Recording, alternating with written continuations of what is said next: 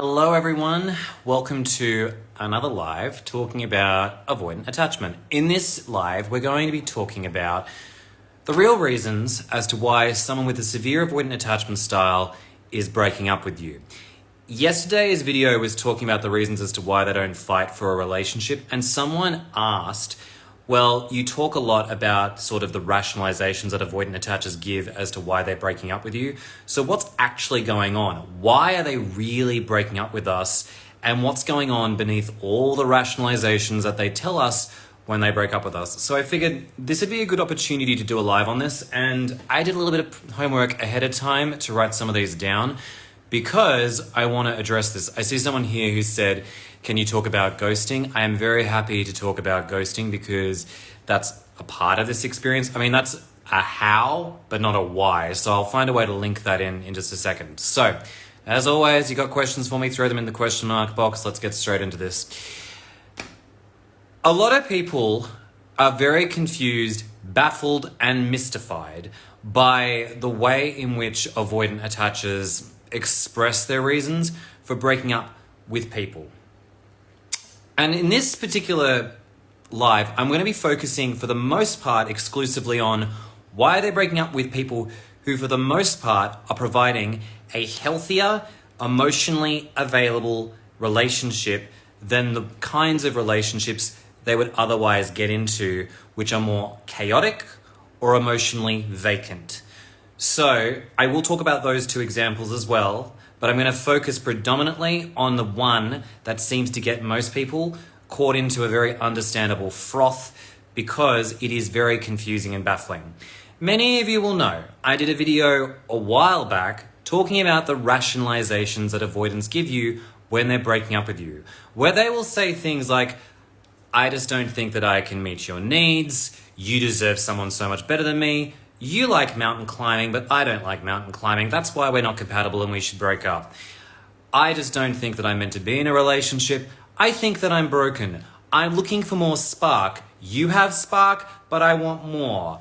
If I'm feeling this way, clearly you're not the one for me, and so on. I think we've all heard a variation of these, and if you want a full reference of those, they're a highlight on my page. So they're for your viewing discretion only. Have fun. Now, that's the stuff you normally would hear. And you would normally hear this when an avoidant attacher has spent significant time with you where it could have been a situationship, a relationship, you got intimate, and they shut down, backed away from you, ghosted you, and basically made you feel like the entire experience was a lie and that they didn't mean, this didn't mean anything to them. They may even say things like, I never really loved you, this was just infatuation, I'm just not that into you, you're not the kind of person that I'm that into in the first place. And it can be really painful and, quite frankly, very traumatic to hear that kind of stuff, especially if you don't believe any of that stuff is true in light of the shared experiences that you've had together. So, if we know a lot of those rationalizations aren't in fact really what's going on because they're just saying anything in that moment to try and get out of a situationship or relationship, what is actually going on beneath the surface? Why are they in fact leaving a seemingly perfectly good relationship? Well, this is where we start to get to the core of these people's onion. Now, I want to make a very big disclaimer. Some of the things that I'm going to list off and explain in detail may not apply to every individual with severe avoidant attachment. But I want to make it clear as a disclaimer that there can be overlap of themes and issues and core underlying reasons that can cause someone to behave this way.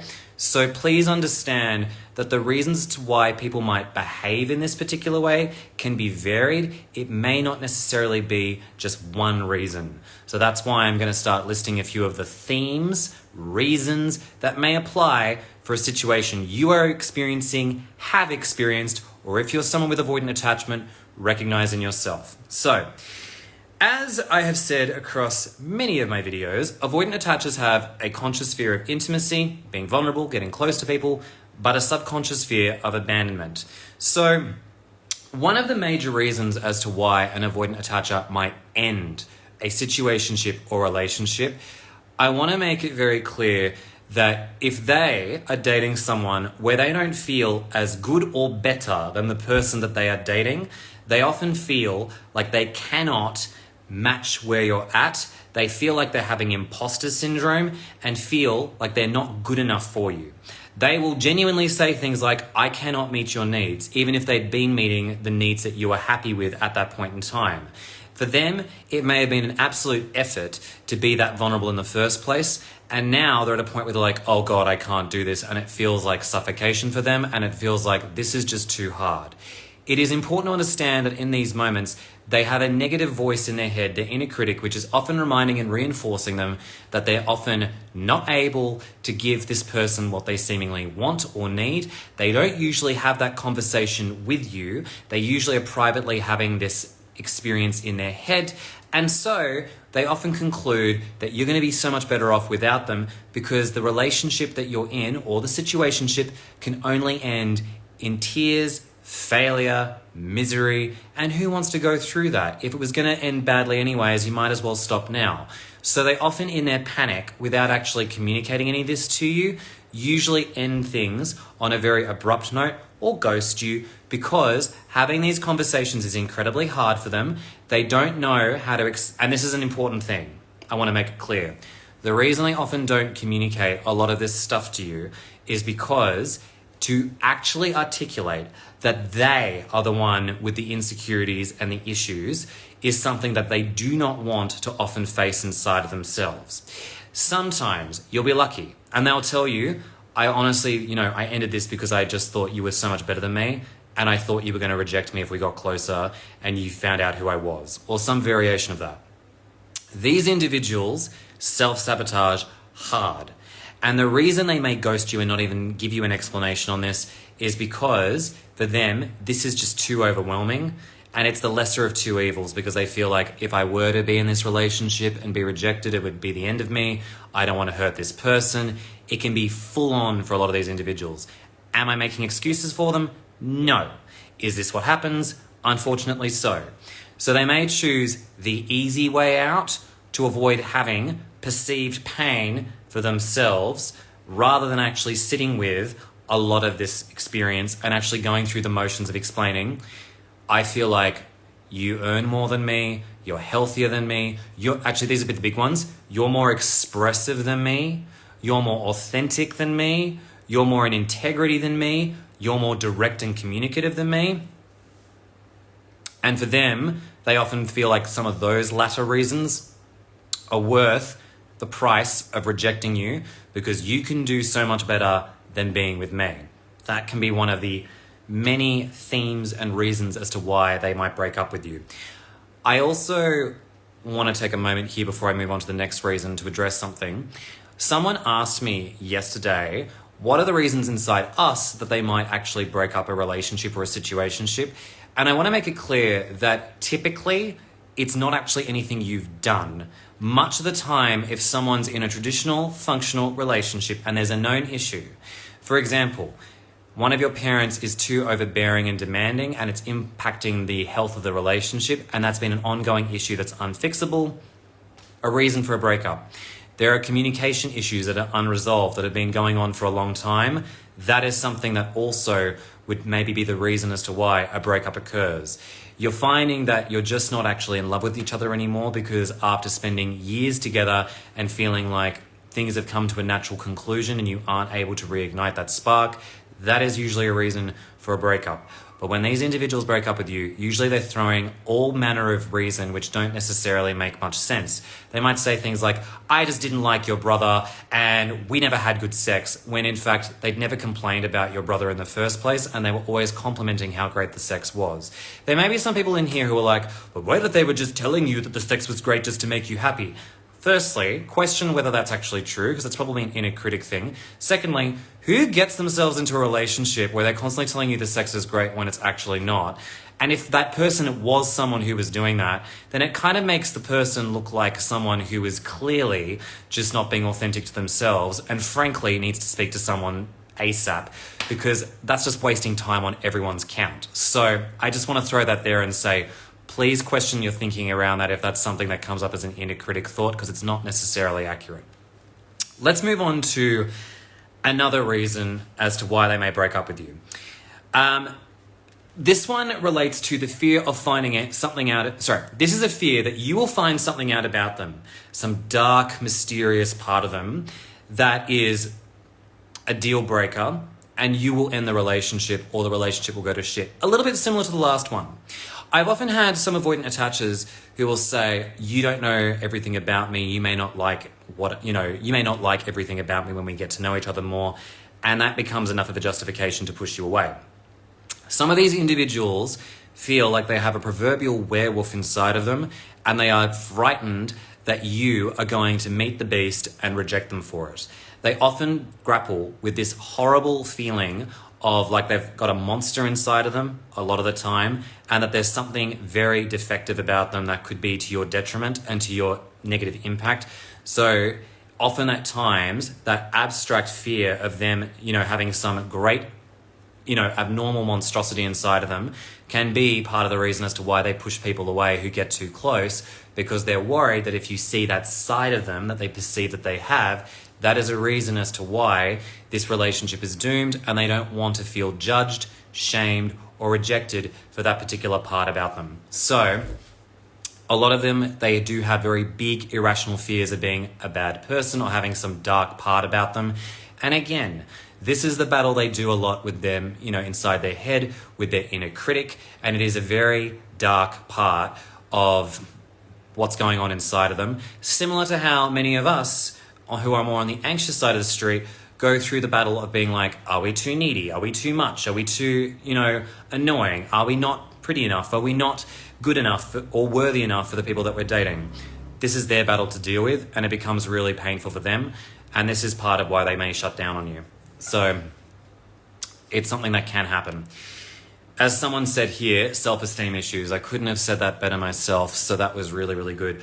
Oh, I also want to make a note here also, if they're not actually that self-aware of this sort of stuff or wanting to communicate that with you, this is where projection can come in. Many of them can project their own feelings of inadequacy, their own shame onto you or the relationship, because they don't like feeling their own sense of unworthiness, which brings me now on to talk about another aspect of a reason as to why they might break up with you, which is, you have to understand, when you're in a relationship with someone and things are fairly smooth and that honeymoon phase waxes and wanes and gets to a place where everything's pretty stable, you're no longer usually experiencing those heightened feelings and things are starting to get to a more balanced place, which means anything that has been lurking beneath the surface, some of those emotions that these avoidant attachers have been putting in so much effort to suppress and control, can start to come to the surface. And at the forefront of a lot of that is great discomfort inside of them, where they often are grappling with huge feelings of unworthiness.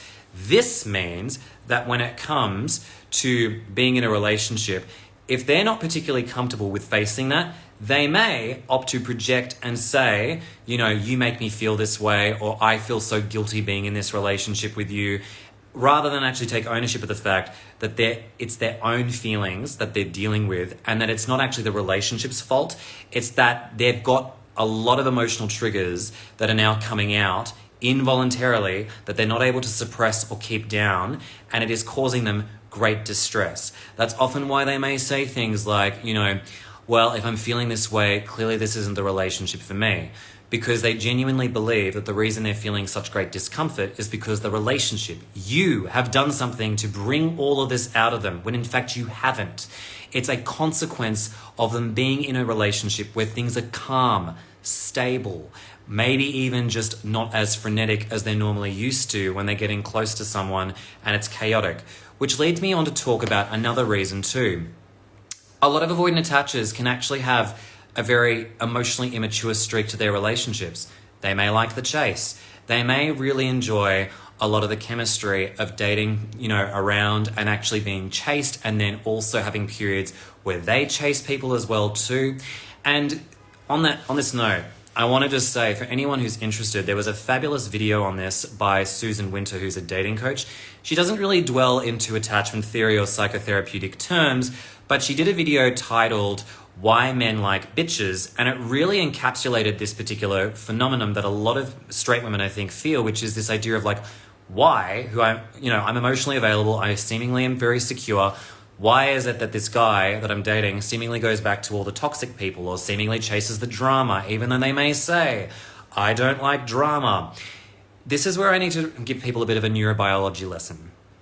When people are suppressing a lot of emotional stuff, or they're in emotional dysregulation, where they're in a sympathetic nervous state of fight or flight, they're not in rest and digest. Their nervous system is acting against them and is frankly not in a good spot.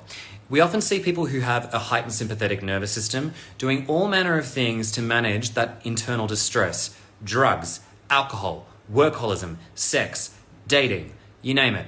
It can be all manner of things to try and push all of that down. So, when it comes to dating, if they're in a relationship where things have actually been really smooth, there is no drama, there is no fighting, this can be a real issue for them, because now all those uncomfortable feelings are coming to the surface and there's nothing to distract and push it down. So as a consequence, they're in a bit of a pickle. They often may confuse the toxicity of dramatic relationships as being normal because it's comfortable for them, because it allows them to distract themselves from the internal chaos that they're trying to push down inside of themselves.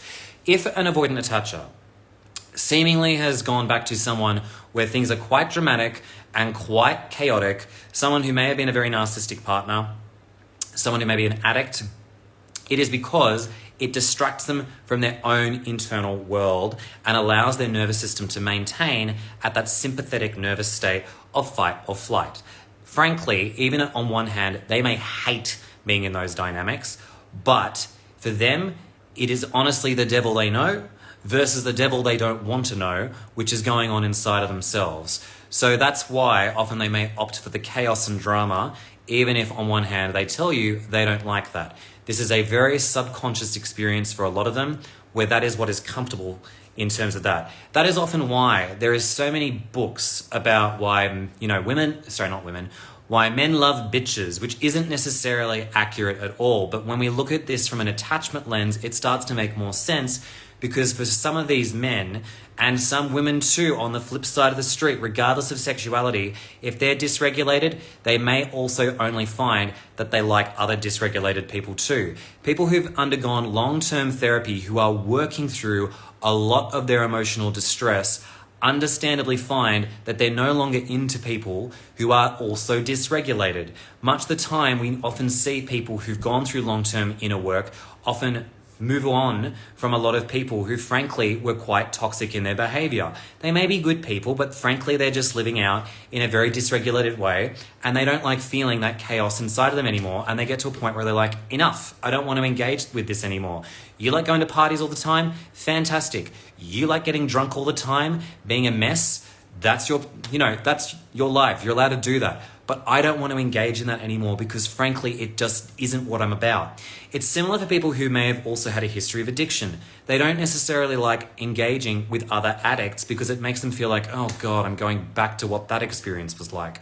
So I just wanted to give that little nervous system lesson, because it can help to also give you a bit of an understanding as to why these individuals may opt for what's familiar going on inside of them. So, going back to some of the other reasons that I've also listed here too. Oh, this is a big one. So these are now some of the traditional ones that we normally hear about. Loss of control. Avoidant attachers often feel and say things like, I am juggling so many plates, and if I let any of them go, I feel like I'll come undone. That couldn't be further... it couldn't be further from the truth. I was going to say that is very accurate for what's going on inside of them, because much of the time they are spending copious amount of energy suppressing so much uncomfortable emotion day in and day out. If they were to really feel the weight of that emotion, it would probably overwhelm them because of how much stuff is lurking underneath that. It's like a mountain of debt that's gone unattended for quite some time. So when you think about how these individuals can actually be quite controlling, it's not done in a way to manipulate or hurt people intentionally. It's not overt. It's very covert. These individuals are trying to push down a lot of the internal rattling that's going on inside of them. And so they may find ways where they're ghosting you, they're not giving you a lot of time and energy, they're breadcrumbing you because they're trying to keep all of that stuff in check. Is this an excuse for the damage it does to people? As always, my answer is always going to be no. These individuals often do need a lot of hand-holding, a lot of therapy to work through a lot of that intense emotional stuff and build their emotional resilience. But it does mean that when they're in a relationship and they get close to someone, their sense of control over their emotions is lost. They often get hit very hard by the weight of some of those emotions, and it can cause them to spiral. This can often cause them to then, as we all classically know, to shut down and to try and get all of that back under control again too. This is something that was actually addressed by Therese Cook, who is a relationship therapist who does a lot of great content on Instagram. I just saw her post about that today and I thought it was brilliant, but it's a great explanation for why avoidant attachers have a very reactive behavior to that internal loss of control, and it's not done from a place of trying to hurt you or trying to do something to make you feel like you're unworthy of them. It's to get their own internal world in check. Does it feel great to be on the receiving end? Hell no. The other classic one that we often see too is loss of independence. So this one kind of goes with feeling smothered, and I feel like this one is something that has classically been seen in people who've experienced emotional incest.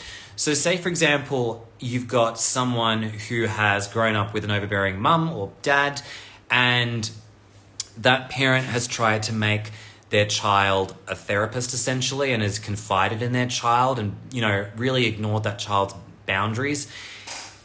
The child can often have tremendous resentment towards that parent. Say if it's a guy, he may have a lot of resentment towards his mum, and he may actually project that onto women. It's often something where I find that men who have had an overbearing mother can often actually have a lot of underlying resentment towards women that they project onto their partners. And they may say things like, you're too controlling, you're too needy, when you're just expressing a boundary or an emotional reaction.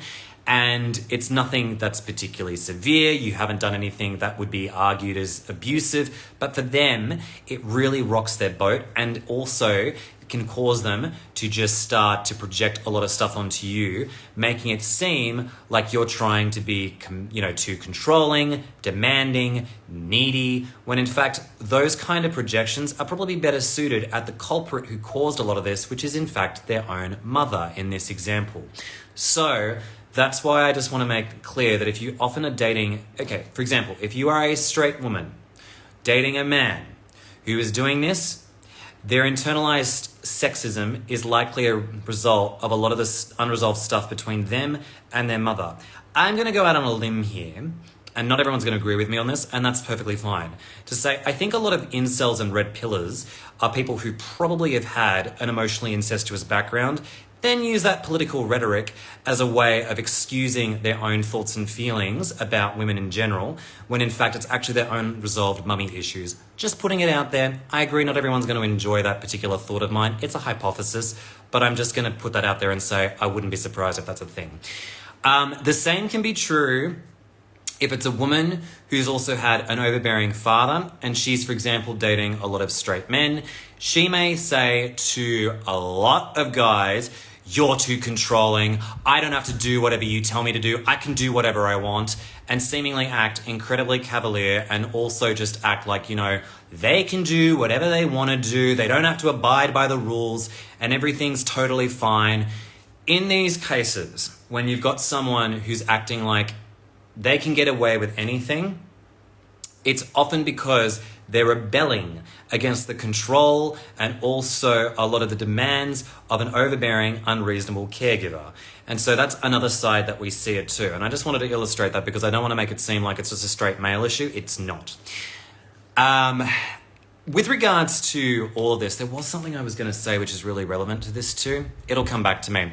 But yeah, generally speaking, there's some of the classic ones we often see connected with loss of independence, feeling smothered, emotional incest, because often I find they are quite interrelated as well too. I think, actually, this is another relevant one that I was talking about before. Oh, yes, now I remember what I want to say, and this is perfect. So, circling back to a previous example I was talking about, how the nervous system of avoidant attachers is often in their sympathetic state, fight or flight, right? So they often like the drama and the chaos, even if they say they don't. One thing that I wanted to add that I'm sure people have often found in their dynamics with avoidant attachers is you may actually find they say provocative comments to you. Like, you may find they make a comment about what you're wearing, your seeming insecurities that you may not actually have. And it might even feel like at times they're starting to try and, they're trying to start a fight with you. And you may actually not end up falling for the bait, but this can actually be a behavioral pattern they've learned to try and drum up a lot of, drama in their relationship. Because again, if they get into a fight, they often get a cortisol high, which can then also give them a huge, boost to all of their, feelings, so they can avoid feeling the discomfort inside of themselves. So it can often be a reason as to why sometimes these, very explosive and sometimes even abusive relationships where there is a lot of chaos is happening with their past relationships. And it may feel like they're trying to replicate that with you. But if you don't take the bait, that might actually be something which they don't really like inside of themselves. Because even though you are stable and you're not someone who necessarily falls for that kind of behavior, that can then become something that they then, don't necessarily like, because then again, it puts more effort on them to suppress a lot of that stuff that's going on inside of them. This also leads on to another thing which is related to this. I haven't really spoken about this much, but often avoidant attachers can have tremendous fantasy-like thinking about relationships. The one that got away, chasing the perfect man, woman, non-binary individual for them, chasing the elusive relationship style that's not monogamous, but maybe not ethical non-monogamy. They're just looking for that unicorn experience, right? Often they're looking for an ephemeral feeling, this elusive emotional experience that will take them for a drug-like high without realizing that is never going to be the reality of a relationship. Even functioning relationships have fights, have emotional moments of difficulty, have insecurities come up that need to be addressed and worked on accordingly. Often they dwell in a realm of fantasy-like thinking, which is why in a lot of these cases, it's important to remember too that, you may often find that when you're dating someone with avoidant attachment, particularly someone who may have a dismissive avoidant attachment, they're not very deep emotional relationships. In fact, they can often feel quite shallow. And it can often feel like you're dating someone who's just very emotionally, not engaged with you. For example, you might be dating someone who has kids, someone who seemingly has such a profound love for children, yet doesn't actually respect their boundaries, lets them do whatever they want, seemingly just uses the kids sometimes as a way of avoiding intimacy with you. Tricky example to explore, because many people might feel like, well, obviously the kids come before me if I'm dating them and they're, a co-parent of their children, to which I'd say, yep, the kids would probably come first. But how much are they coming first in this relationship? For them, their children might be a form of escapism. When they're in a relationship with you, maybe the amount of time they spend with you is reduced by the fact that they're choosing to spend more time with the children rather than actually taking the time to get to know you and start to actually build a relationship with you. Am I saying that it's important for, people, co-parents, to spend more time with you than their kids? No. But it's the how that makes a huge difference to a lot of this stuff. So it's really important to see how their interaction with other areas of their life may be affecting you, and also how they describe you too. If they're saying things like, oh, well, the thing I really love about you is your smile, it's like, great, but that's not really why I'm falling in love with you. Maybe I love your tenderness, your sensitivities, the side of you that also makes me feel like, you actually have a capacity to build a family with me. So that's why I really think it's important to consider whether or not these individuals are actually capable of really building a mature love, when in fact many of them are looking for the spark. Which now leads me on to the next thing, which I want to say is sometimes people are broken up with where they're told, I want more spark, I want more chemistry, I'm not getting Hollywood fireworks in this relationship. And once again, this is because they're expecting that chemistry and also that drug-like high to fulfill them when in fact they're not actually feeling that inside themselves. They're feeling a lot of discomfort. Even if you're not avoidantly attached, if you've gone through a bit of a quarter life or a midlife crisis, I think people will understand what I'm about to say. People who often struggle with feelings of boredom are actually struggling with a lot of feelings of internalized discomfort inside of themselves because they're not used to feeling at peace. They're in fact having a nervous system that's not necessarily comfortable with slowing down, and there's a lot of stuff that hasn't been addressed for a lot of people. This is an example where, for instance, someone who may have avoidant attachment deeply struggles with the stillness of a relationship that is actually not necessarily chaotic or have any major issues going on. Now, circling back to some of the other things that I've written down here as reasons as to why they break up with people as well too. Let's see, what have I got here? I think I've covered the main ones that happen in traditional cases that people come to me for. So I'm going to move over now and talk about the less common examples. For example, the reasons as to why they may break up with other people who aren't as emotionally available as, say, you might be. One example could be, for instance, when an avoidant attacher, and I learned this from one of my followers, so shout out to them if they're watching this, because this was a very inspirational piece that they gave in helping me understand this. Some avoidant attachers may choose to date other avoidant attachers because, as I mentioned in this live and also many lives before, avoidant attachers date down in terms of self-esteem because they don't want to feel that sense of unworthiness for someone. So if they're choosing to consciously date the people who are emotionally unavailable, like themselves, this can yield to a variety of different circumstances. One of them is they're not going to feel guilty if their non-committal partner isn't showing up for them. Sometimes I'll be like, oh yeah, goodbye, this isn't really doing it for me. I don't feel, ashamed to let go of this sort of experience. Versus if they're in a more emotionally healthier relationship, they have to feel a lot of intense feelings that they're not comfortable with because they've often lost a lot of their control over the discomfort inside of them. That's one example. Another might be when they're dating someone who is chaotic, severe anxious attachment style, and things are just wild. On one level, they may be like, I hate this person that I'm dating. I really do not like being with this particular individual. Yet, they choose to stay for years. They may be biding their time, looking for a way to get out of this without feeling too guilty. If you want to understand the relationship avoidant attachers and guilt, I made a video on this a while ago that I was very proud of because it made a lot of sense to me at the time. And it helps to explain a lot of this stuff to people as well too. But the key thing to understand is a lot of these individuals may often break up with those people because they're like, oh, this person was too needy, they were too abusive. And it's true. These people have often been in dynamics where they have been abused, sometimes physically, by their partner. And it can sound like a serious domestic violence issue. In fact, sounds like it is domestic violence. But for them, it serves a purpose. They stay because there's an emotional familiarity there that works for them. They also may not like this person that they're dating, but it works for them at a deep subconscious level. In this kind of case, they may just leave when they get burnt out and they've had enough of it, and the discomfort of being in that experience is greater than the discomfort of being alone temporarily before they do their classic thing of potentially rebounding into a new situationship or relationship. So, rounding out the reasons as to why these individuals actually break up with people, I'd argue if we had to make a pithy statement for a lot of this, it's really a reflection of what's going on inside of them, their nervous system, and how they feel about themselves, which is why they choose to break up with certain people.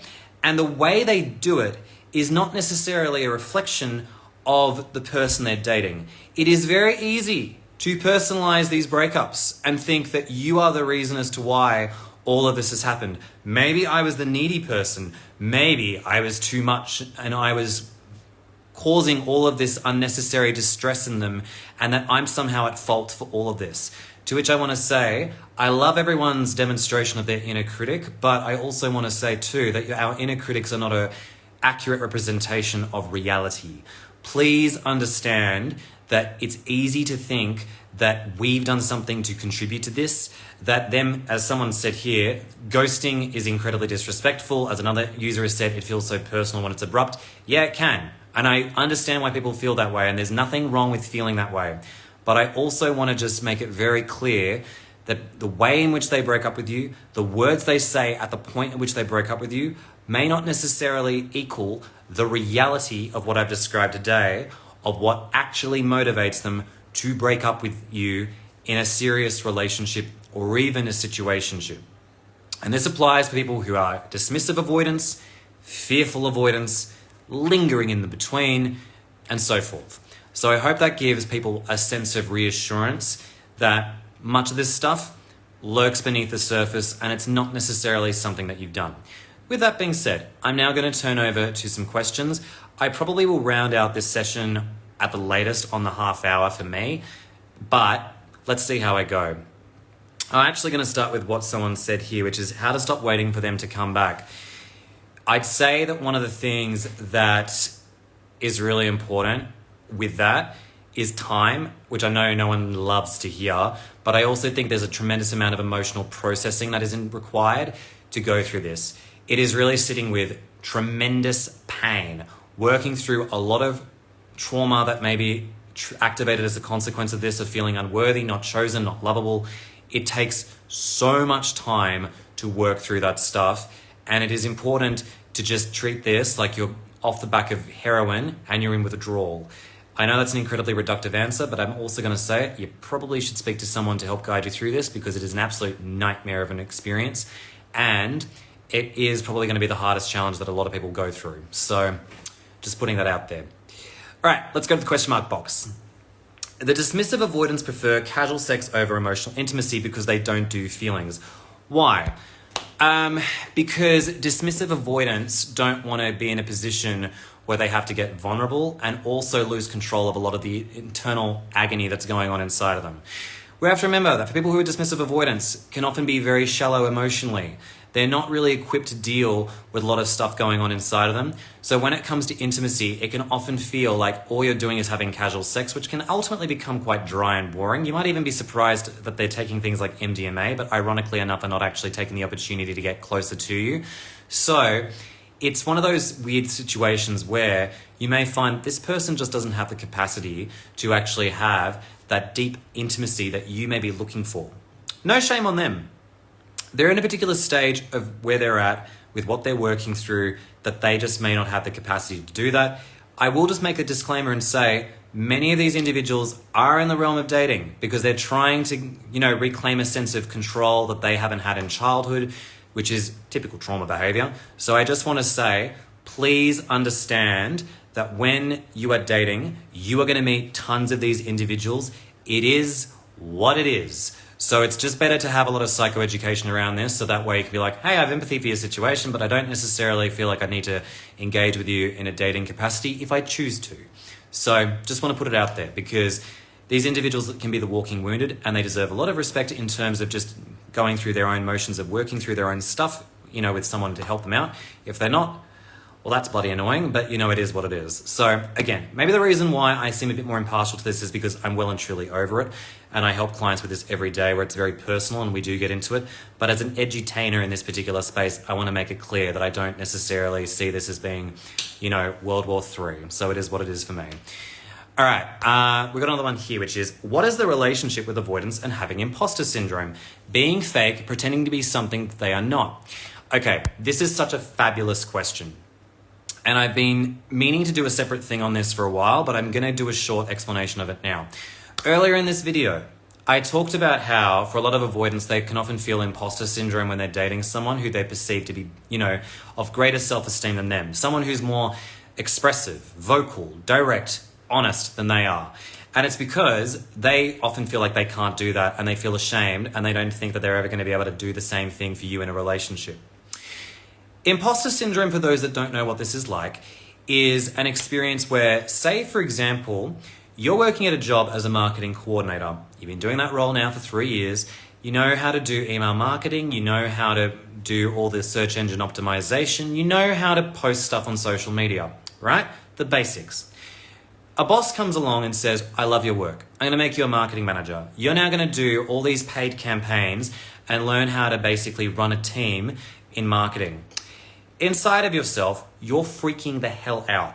you're like, oh shit, I can't do this. If I get hired into this position, they're going to fire me. They're going to see that I'm totally terrible at this, and they're not even going to be patient with me. I might as well just quit now because I'm saving everyone a lot of time and hassle. That is the experience of imposter syndrome, where it can also go as far as that person, in my example, of quitting before that promotion comes to be because they're so worried that when they get into that role, they will be rejected. So quit now because even though it might hurt their employer, and it might be a shame for their team, so much better than facing the inevitability of rejection, which they don't even know could possibly happen. A lot of this stuff is negative thinking, it's anxiety, they worry that there's going to be an outcome which they can't necessarily cater to, so it's not necessarily based on fact. So when we think about avoidant attachers and imposter syndrome, I actually had a client with a fearful avoidant attachment style who said a really good bit of information for me. They said, when I'm dating, I often default to whatever the other person wants to do because I worry that if I tell them what I really want to do, they'll shut me down and not let me do the thing that I want to do. So when it comes to avoidant attachers and even their preferences in dating, they can be very passive. You often feel, and I've said this before, you often may feel, particularly if you're a woman, that your polarity goes out the window because you're the one sort of being like, okay, well, why don't we do A, B, C, X, Y, Z? And so in these cases, a lot of this, to answer the question of, what is the relationship with imposter syndrome and fearful avoidance? Fear of rejection. That's it in an overly simplified answer. They are trying to avoid discomfort of shame of being rejected, and also living the lie beats being open and authentic because then they'd have to face a lot of pain that they don't necessarily want to feel. It's just uncomfortable for them. That's basically how it is. Great question, by the way. I loved it. Why did he commit to her quickly if he's a fearful avoidant? Does he feel safer with her? If so, why? I'm going to just say I don't know the reason why in this particular context, because there's not enough information here for me to give you a direct answer in terms of, what to say. Like, I just don't have enough information to properly be like, they've been with this person because, it does something for them that they don't do for you. Maybe that is the answer. I need a lot more context than that to give a proper answer. So I apologize ahead of time to say I can't really answer that one. Let's see, what else we got here? My dismissive avoidant is not aware of himself, but broke up abruptly with me when I asked for commitment. Okay, so I didn't mention this one, and this is an important reason as to why these people might break up with you. Sometimes, avoidance will break up with you because being in a committed relationship is frightening. I mean, I did mention a lot of the reasons before, but it's because they're not ready to be in a real mature relationship with this one. So in this kind of context, I want to make it clear that even if they've had a lot of intimacy with you, as much as they can provide, and they also made you feel like you were heading in the direction of commitment can be a huge no-go for them because, again, it brings up a lot of feelings of unworthiness, loss of control, fear of independence, fear of being rejected by you if it all goes to shit, which they don't know, they just assume. So just wanted to make that clear in that regard. I just saw one that I want to answer because this happens all the time. Why did mine come back just to friend zone me? Okay, I'm sure everyone who's been through this experience knows what this is like or has heard a variation of this. I can imagine many people have had the experience where, you've been dating someone with severe avoidant attachment and, they're like, oh, but I really love the connection we had. We shouldn't lose that. Why don't we be friends? So why do they do that? Because they still really like a lot of the positives of being connected to you, but being that close to you, having that much fear of potentially being rejected and feeling unworthy is just too much for them. So the safe distance for them is friendship. They may not act as a friend in that experience. They could do one of two extremes. They can blur the boundaries to the point where you're having sex with them. They can act like a complete stranger and you'll never hear from them again. They've just used that label to placate you. A lot of these individuals do this because they don't want to feel guilty for, hurting your feelings. They do it because they still want to have some form of access to you. They don't want to officially close the relationship or the situationship lest they aren't able to spin back around and come back to you as well if they've made a mistake. It is all about hedging their bets, finding a way to create space emotionally from you. So I just wanted to make it clear that the friend zone serves a purpose for them. It is not for your benefit. Oh, sorry, I saw another really good one here too. How do you explain to friends and family what happened if they never dated an avoidant and don't get it? You send them to my account. You make them see the video that I did on what not to say to someone who's been through an experience like this. You give them a book like Facing Love Addiction, and you help them to understand that what you've been through is sometimes considered to be the most emotionally devastating experience one can ever go through. If I sound a little bit sassy and sarcastic with what I'm saying there, it's just to say that, I think I would start with, I think one thing I'd say is it's very hard to understand if you've never been through it. But you can at least make an attempt by saying to someone in a very bounded way, hey, I want to be able to explain what I've been through, but it's really hard to explain this situation to someone who maybe has never experienced this before. Are you open to hearing what I'm about to say without judgment? Because I really want to discuss and talk about, what I've been through, and to also explain what I believe to be some of the psychological implications as to why this person did what they did. And I'm hoping to explain it to you so that way you can understand what I've been through. I would do that gently because that allows them to be brought on board and also to see whether they're able to respect your boundaries with that. Even if they don't get it, a good friend will be like, you know what? I may not understand this situation because I've never been through this, but I'm willing to at least hear you out and imagine what you think is going on. Because at a fundamentally intuitive level, sometimes people will actually get what you're saying because there is sometimes some intuitive recognition that people go through where they're like, oh, I could understand why a person may behave that way because of those underlying feelings. I can see why someone might do X, Y, Z, because even if they've never been in the relationship, they may understand a basic thing like, okay, for example, why someone may end up, using social media to talk, to exclaim how amazing their new relationship is when it's actually not that great. People will be like, yeah, that's a bit sus. So even if they may not get the depth of it, they may just get enough of the features to understand and join what you're saying. That is my best way of describing how to do this without being cheeky and sending them to my page for extra publicity. So that's what I'd say there. Let's keep going back to the question mark box.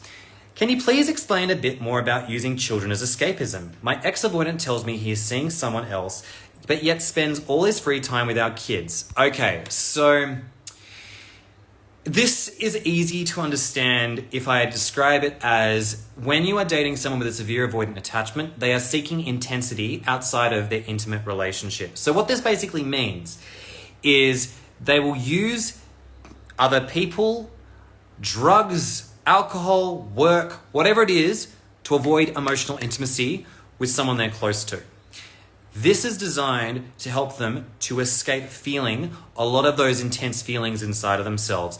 If you want a really good book to understand this, I highly recommend Facing Love Addiction by Pia Melody because she and her husband do such an incredible job of unpacking what this means. So basically, it doesn't have to be children.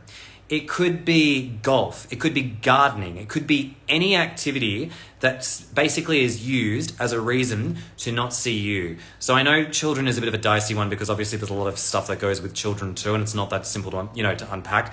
But I'm just saying, avoidant attachers have been known to use any form of activity to avoid spending time with you if it means getting intimate and close. So just want to say the kids can get involved in that too. Let's see. I got dumped by an avoidant, but was grieving at the time. I'm curious about avoidance and handling big life events or just breaking up. I'm curious about avoidance and handling big life events or just breaking up. Okay, I'm going to be honest. I don't understand the context of that situation. Is that one, I was grieving whilst also being dumped by someone with avoidant attachment? And how do I navigate my life when the breakup is going haywire and everything else is going to shit in my life as well too? I'm just going to say I need a bit more clarification to answer that one because I'm not 100% sure what I'm answering with that one. I see someone else has asked here, are many avoidants bipolar? Okay, speculation time. Just bear what I'm about to say with a pinch of salt. I don't know. There could be evidence to suggest that some of these individuals actually have personality disorders, like borderline personality disorder. There could be evidence to suggest that they're at the very least high on narcissism. There could be evidence to suggest that these individuals are actually deeply depressed, and we know that depression, including bipolar, is part of that giant spectrum. They could also have neurodivergence, like ADHD, or be on the spectrum, but they could also be allistic or neurotypical, meaning that they don't necessarily have any discernible stuff going on that's necessarily a diagnosable criteria that we have in the Diagnostic Statistics Manual. There is one thing that I am going to say that is generally common with a lot of these folk, which is emotional dysregulation.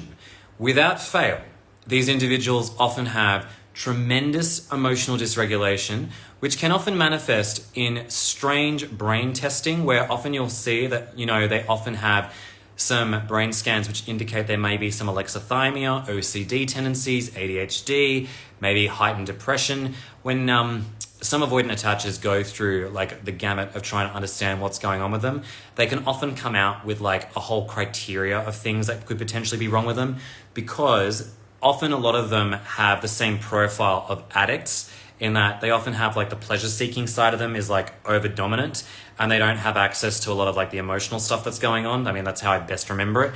So I can't definitively say that they have XYZ personality, mental, mood, disorder, neurodiversity. I can't make that claim. But what I can say is that there are common traits that are happening internally that explains why they are the way they are. What someone said here is their ego is ruling them. They're all in their heads, not their hearts. That is 1 billion% accurate, because the ego is all about the way the self looks. It's not about being authentic. So the ego is doing them a massive favor in this regard. It's trying to help them from actually being, in integrity to what's going on, because that would mean confronting the crap that's going on inside of them. Let's see. Why was my dismissive avoidant ex okay with thinking he was cheating if he was not? I thought this might be the case because his defensiveness, abrupt change in behavior, stonewalling. Why was he so okay with letting me be confused? So I'm not sure I understand this question. Why was my dismissive avoidant ex okay with thinking he was cheating if he was not? As in, why was he okay rationalizing that he was cheating?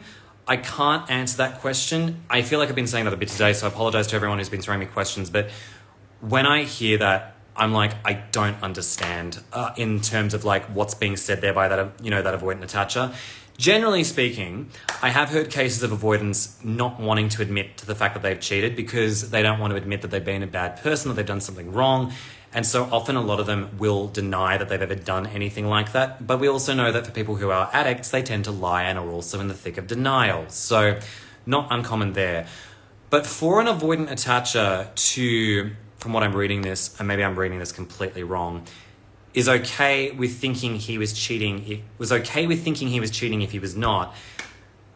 I guess the only way that I could spin that, and it sort of relates to something I said yesterday, which is sometimes dismissive avoidance, when they're in a relationship where they're stonewalling and they're also quite shut down, is they'll say things like, yeah, if we were to break up today, I wouldn't care. And maybe it's on the same line as that, which is that whole thing of being like, oh, well, if I cheated, it is what it is. It's that very laissez-faire sort of attitude of just like, whatever, we can break up today and I don't care. And it's their way of protecting themselves from perceived rejection. So I think maybe it's in line with that line of thinking. But even then, that's what I'm guessing from what's being said there. So I apologize if my answer is maybe not direct to what you're asking in this particular case. Let's see, we've answered those ones. My fearful avoidant says things when he's deactivating, like, I don't know why I'm hesitant, but I've felt I've been in secure relationships before. I was sure getting into those relationships. Okay, so great question. Okay, so a lot of the time, if fearful avoidants have been in secure relationships, I get really curious because it's like, why are you seemingly secure in that relationship that you claim was perfect compared to this one where you feel intense feelings of love, yet are seemingly shutting down? Which makes me think it's probably not as secure as they thought it was. Maybe it was a case where both of those individuals were actually a little bit emotionally unavailable, and it was secure in the sense that they both felt like there were no fights, there was no drama, it was emotionally vacant, but they still had, positive regard for one another, but they were sort of tiptoeing around each other and actually didn't build much intimacy. That's the definition of secure for some people. So that's, again, my speculation into that particular answer. I think that when it comes to fearful avoidance and any of, a lot of people saying, I had a secure relationship, my brain often goes, really?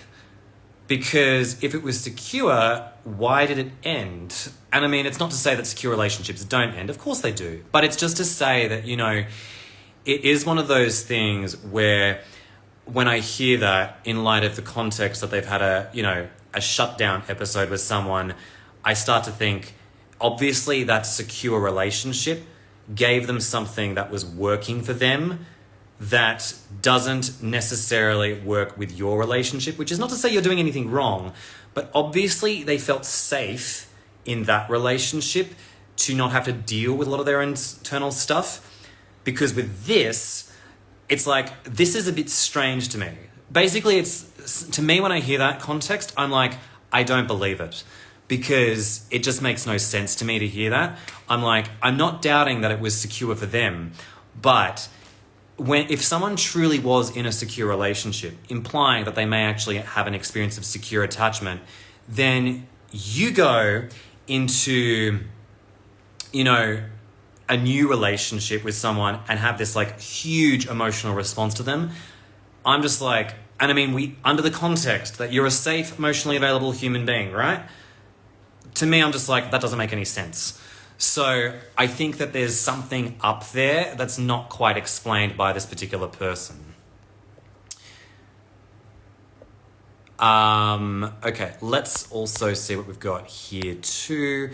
By the way, I just want to say, because I know a lot of people who are part of this live regulars, thank you to XTM Mia X.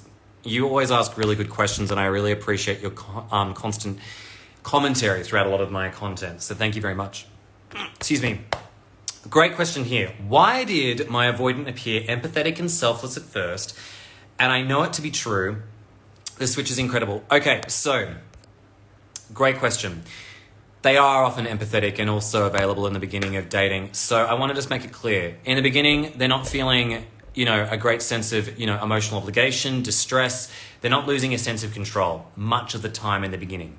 So please understand that when these individuals are, pretty warm and great in the beginning, capable of listening to you at times, it's because they're not shutting down and having a meltdown. It's important to understand that you didn't make this stuff up, that this is just another side of them. The side of them that is protecting themselves is very strong and dominant. And unfortunately, it is the one that is going to rule their heart in a lot of these situations. The first part, you're probably not going to see back unless you have significant time apart from one another. So I just want to say, please understand that when it comes to the beginning phase of things, it's a phase.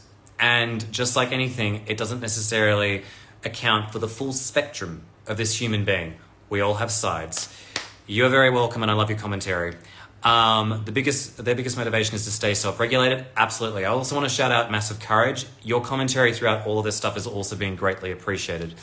Thank you very much. I can see I've got so many good questions. And let's see. Why would I, a fearful avoidant, only feel comfortable with a dismissive avoidant? Because I feel too uncomfortable with intimacy and him as well.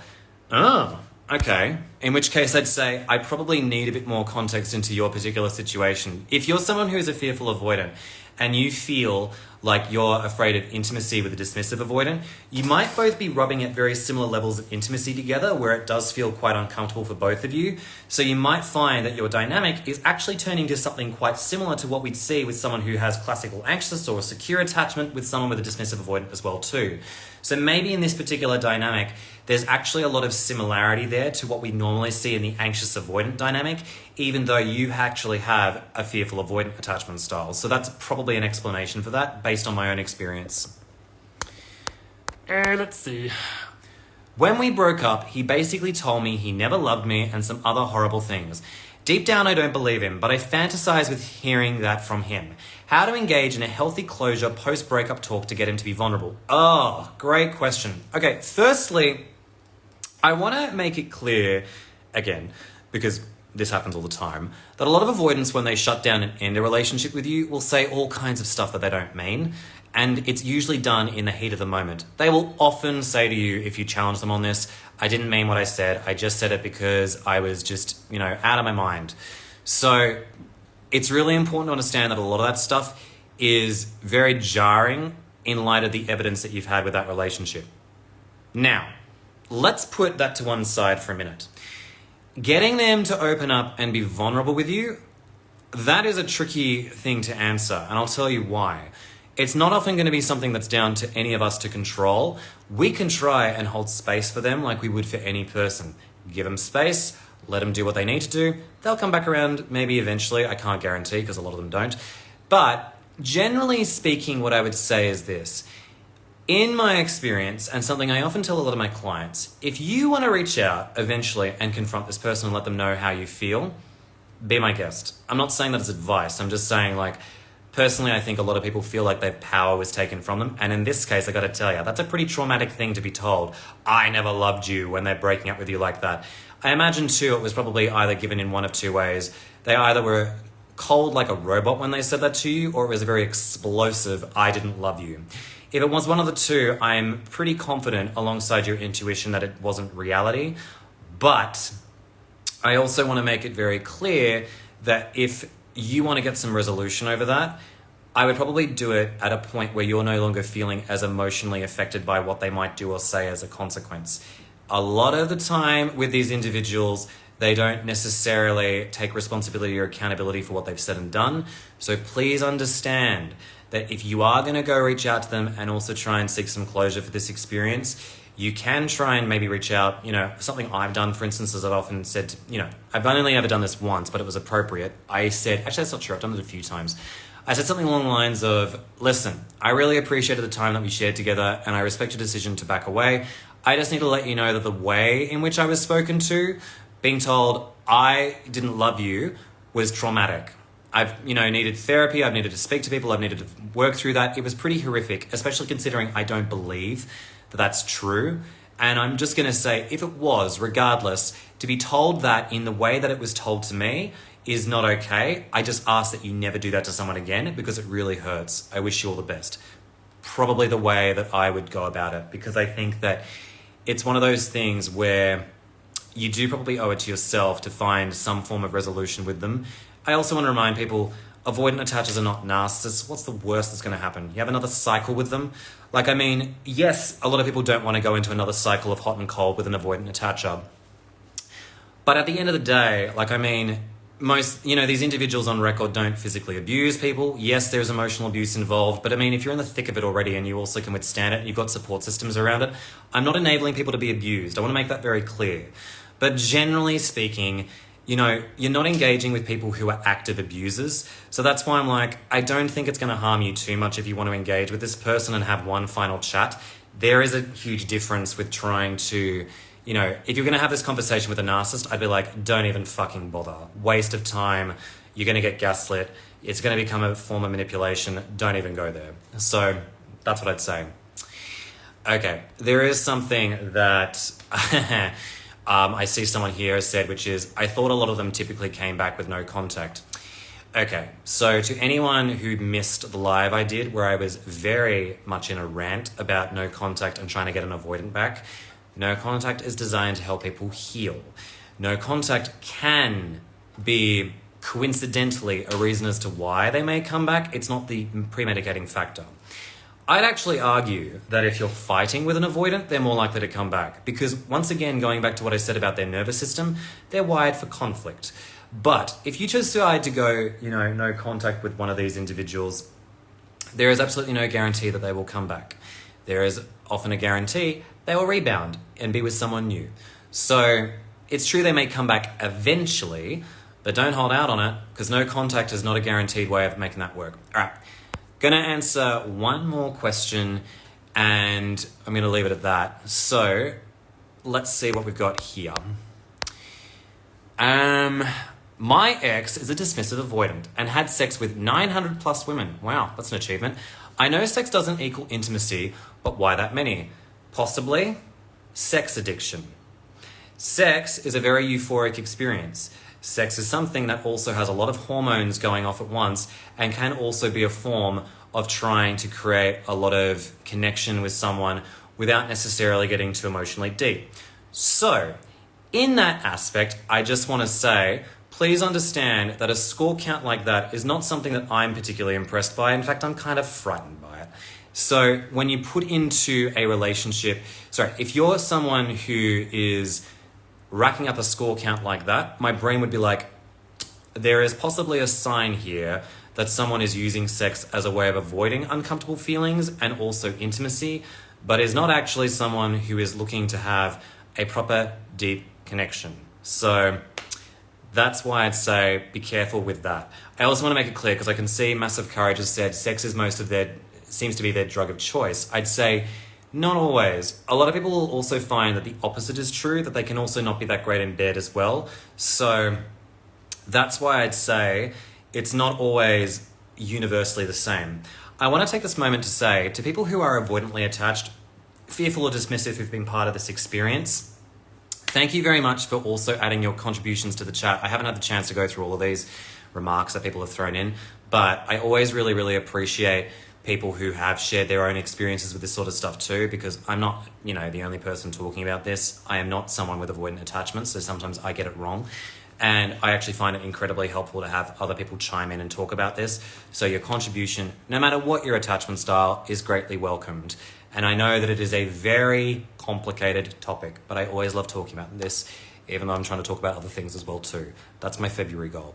Anyways, thank you everyone for being part of this live. I hope you all have a wonderful rest of your day, no matter where you are in the world. And I'll be back in Feb to diversify my content.